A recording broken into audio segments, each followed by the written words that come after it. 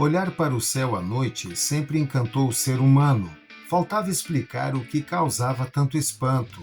Antes de existir a ciência como a conhecemos, já existiam as histórias. Histórias para entender o trovão, os astros, o que estava além. Histórias que explicavam do seu jeito o que causava tanto espanto. E com o tempo, a ciência veio explicar tudo, ou quase tudo.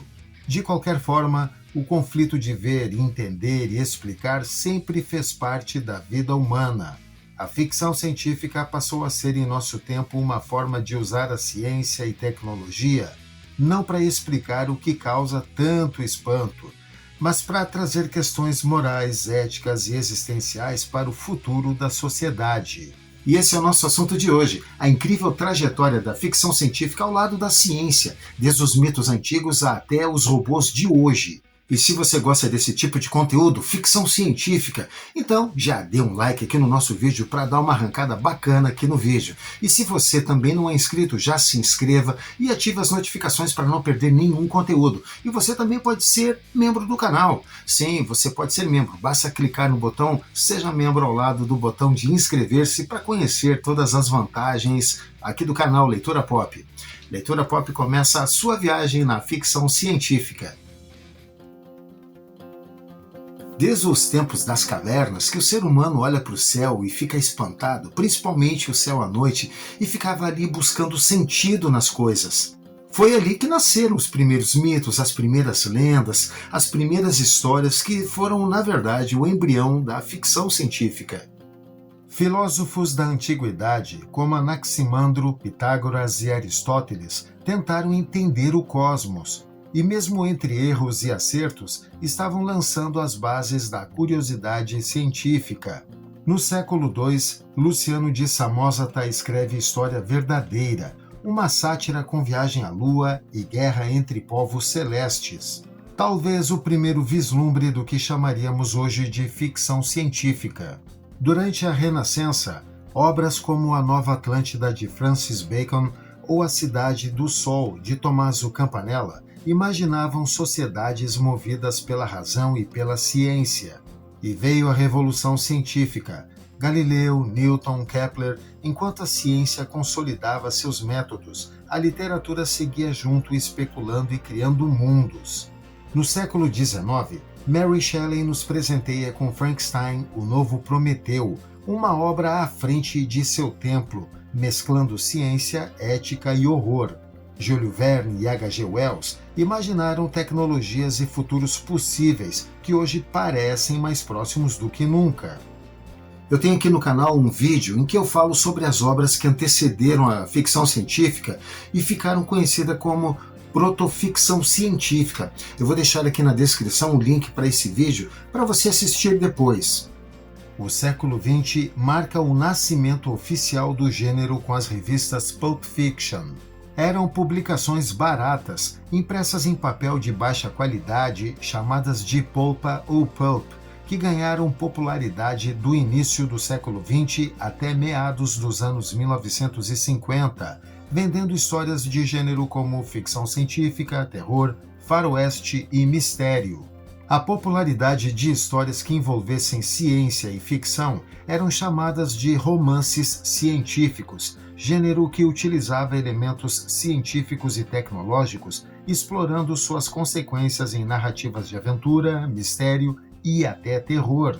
O termo se tornou popular para descrever obras clássicas de autores como Júlio Verne e H. G. Wells, mas foi com Hugo Gernsback quem oficializou o gênero literário ao publicar a primeira revista sobre ficção científica, a Amazing Stories, em abril de 1926. A revista tinha o objetivo de trazer histórias que ele chamava de cientificação e deveriam ser encantadoras e misturarem fatos científicos e visão profética. As páginas da revista estavam repletas de aventuras no espaço, robôs conscientes, distopias tecnológicas e civilizações alienígenas. A ficção científica passava a se tornar um espelho da ciência, mas também uma crítica social, uma alegoria política e um laboratório ético. Autores como Asimov passaram a se destacar ao abordar questões éticas e morais sobre o uso da tecnologia e sua influência na sociedade no futuro, principalmente envolvendo a robótica e o uso da inteligência artificial. Sobre Hugo Gernsback e a Amazing Stories, eu tenho um vídeo aqui no canal em que eu falo sobre eles. Vou deixar aqui na descrição o link para você assistir ao vídeo depois. A ficção científica explode nos livros, nos quadrinhos, nas telas do cinema. Exploração espacial, robôs conscientes, distopias, civilizações alienígenas eram os temas principais. Tudo isso refletindo não só o avanço da ciência, mas também os dilemas éticos e sociais de cada época. E muitas dessas obras anteciparam o que só anos depois a ciência tornou real. Olha, eu sou velho pra caramba, não tem como negar. Mas na minha infância, eu gostava muito de ler os quadrinhos do Dick Tracy, aquele detetive de capa amarela. Eu adorava ver aquele relógio dele, que ele falava no relógio, parecia um telefone. Gente, o que é isso hoje? Hoje temos smartwatches com funções que nem sonhávamos. As videochamadas, os computadores pessoais, os assistentes virtuais, tudo isso foi imaginado muito antes de existir. O raio laser, por exemplo, começou como invenção de ficção e hoje é usado em cirurgias, impressoras e até na indústria da música. Os robôs humanoides que Asimov previa para daqui a milhares de anos já estão sendo testados por empresas como Tesla, Boston Dynamics, Hanson Robotics. A fronteira entre máquina e humano está cada vez mais difusa. O que era ficção, agora é apenas ciência em desenvolvimento. A física clássica do Newton influenciou toda uma geração de escritores e de obras, como o da Terra-Lua do Júlio Verne. A partir desse conhecimento, dessa ideia, o universo passou a ser previsível, como uma máquina ali, funcionando tudo certinho. Mas Einstein bagunçou isso tudo com a teoria da relatividade. O tempo deixou de ser absoluto, o espaço pode se curvar, e a ficção científica ganhou novas ferramentas. Filmes como O Planeta dos Macacos e Interestelar exploram a dilatação do tempo. O que antes era metáfora virou enredo.